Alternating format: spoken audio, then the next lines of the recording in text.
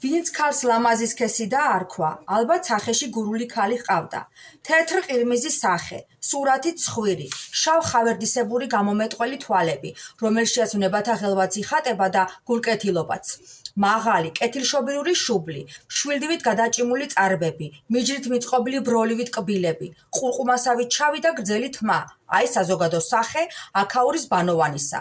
ზიზღრის მომგვრელ, მახინჯის სახის ქალსა თუ კაცს აქ ვერ შეხვდებით. მერე ყველა ტანადია.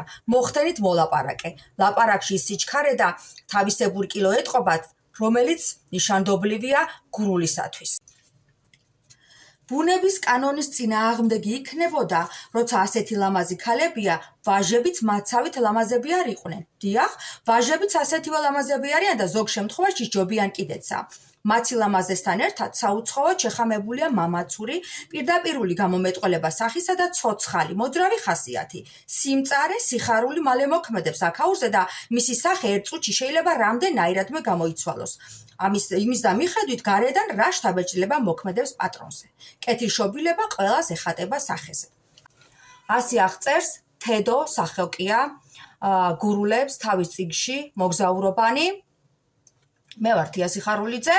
კიდევ დაგიბრუნდებით საინტერესო ცნობებით გურიასა და გურულებზე. თუ გაინტერესებთ, ადევნეთ თვალი ჩემს გვერდს.